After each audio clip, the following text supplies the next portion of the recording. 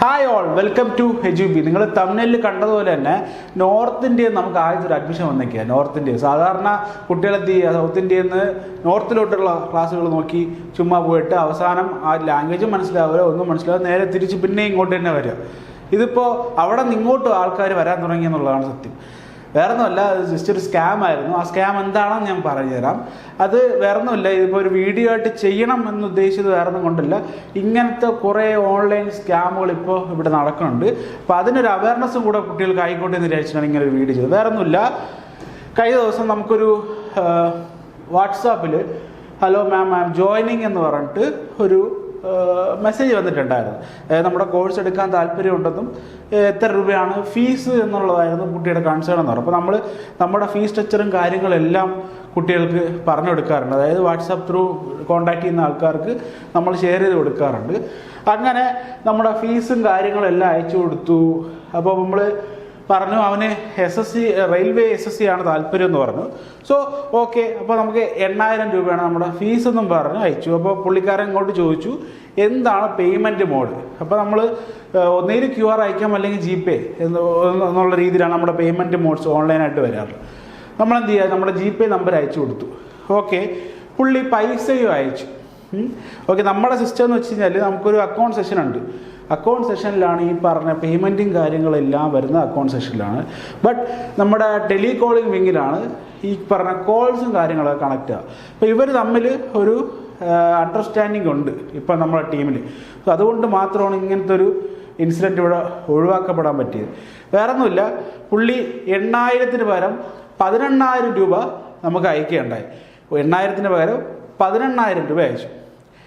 8000-ന് പകരം 18000 രൂപ അയച്ചിട്ട് പുള്ളി എന്ത് ചോദിച്ചാൽ ബൈ മിസ്റ്റേക്ക് 18 പോയി എന്നുള്ള രീതിയിൽ നമ്മുടെ അടുത്ത് എന്ത് ചെയ്തു, ചാറ്റ് ചെയ്തു. 18000 രൂപ ആയിപ്പോയി അയച്ചത് എന്നുള്ള രീതിയിൽ ചാറ്റ് ചെയ്യണ്ടായി. പക്ഷേ ആക്ച്വലി നടന്നത് ഇങ്ങനെ ഒരു മെസ്സേജാണ് നമ്മുടെ ഈ പറഞ്ഞ GPayൽ വന്നിട്ടുണ്ട്. വേറെ ഒന്നുമില്ല, 18000 രൂപ പെയ്ഡ്, ടൈമുണ്ട് 8:44 PM 18000 രൂപ അയച്ചു എന്നുള്ള രീതിയിലാണ് നമുക്ക് മെസ്സേജ് വന്നിട്ടുണ്ടായത്. പക്ഷേ ഇതിനകത്തുള്ളൊരു അപകടം എന്ന് വെച്ചാൽ ഇത് ടൈപ്പ് ചെയ്ത മെസ്സേജാണ്. കാരണം പേയ്മെൻറ്റ് കൊടുത്തിട്ട് നമുക്ക് വരുമ്പോൾ ഇങ്ങനെയല്ല വരിക. ഇത് പുള്ളി ടൈപ്പ് ചെയ്തിട്ട് നമുക്ക് പെയ്ഡ് എന്ന് പറയുന്ന ടിക്കറ്റൊക്കെ ചെയ്തിട്ട് സമയം ആഡ് ചെയ്ത് നമുക്ക് അയക്കുകയാണ് ഉണ്ടായത്. അപ്പോൾ നമുക്ക് സാധാരണ ഇപ്പോൾ GPay നമുക്ക് ഉള്ള സമയത്ത് നമുക്ക് ആക്സിഡൻ്റ് നമ്മൾ പെട്ടെന്ന് നോക്കുകയാണെങ്കിൽ നമുക്ക് പേയ്മെൻറ്റ് വന്നു എന്നുള്ള രീതിയിൽ അത് കാണാൻ പറ്റും. പക്ഷേ നമ്മുടെ അക്കൗണ്ട് വിങ്ങിൽ നല്ല കഴിവുള്ള ആൾക്കാരുണ്ടായിരുന്നു. സോ അവരെന്ത് ചെയ്തു, അവർക്ക് മെസ്സേജ് കണ്ടപ്പോൾ തന്നെ അവർക്ക് മനസ്സിലായി ഇറ്റ്സ് എ സ്കാം എന്നുള്ള രീതിയിൽ നമ്മളെന്ത് ചെയ്തു. അതുപോലെ തന്നെ നമ്മളെന്ത് ചെയ്തു, 10000 രൂപ ടൈപ്പ് ചെയ്ത് തിരിച്ചു അയച്ചു കൊടുത്തു.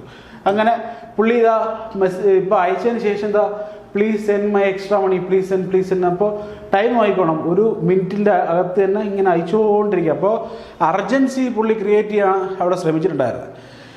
ഒരു പക്ഷേ നമ്മളിപ്പോൾ അക്കൗണ്ടിലായി ഇപ്പോൾ നമുക്ക് ഫോണിൽ വരുന്ന രീതിയിൽ ഇപ്പോൾ മെസ്സേജായിട്ട് വന്നു, പക്ഷെ നമ്മളത് നോട്ടീസ് ചെയ്തില്ല എന്നുണ്ടെങ്കിൽ നമുക്ക് ഇങ്ങനത്തെ ചില സ്കാമുകളിൽ നമ്മളൊന്ന് പെടാൻ സാധ്യതയുണ്ട്.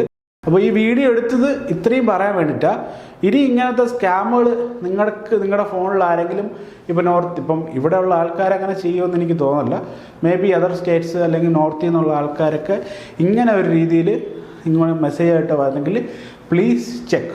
ഓക്കെ അല്ലേ, നിങ്ങളുടെ കൃത്യമായിട്ട് Google Pay ഒക്കെ ചെക്ക് ചെയ്തതിന് ശേഷം മാത്രമേ എന്ത് ചെയ്യുക, ട്രാൻസാക്ഷൻസ് നടത്താൻ പാടുള്ളൂ.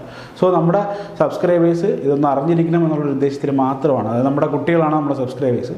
അപ്പോൾ അവർക്ക് ഇതൊരു അവയർനെസ് ആയിക്കോട്ടെ എന്ന് വിചാരിച്ചിട്ട് മാത്രമാണ് ഇങ്ങനത്തെ ഒരു വീഡിയോ ചെയ്തത്. നിങ്ങൾക്ക് ഇഷ്ടപ്പെട്ടു എന്ന് വിചാരിക്കുന്നു. ഈ ചാനൽ ആദ്യമായിട്ട് കാണണമെങ്കിൽ നിങ്ങൾ ദയവ് ചെയ്ത് ഒന്ന് സബ്സ്ക്രൈബ് ചെയ്യുക. Thank you.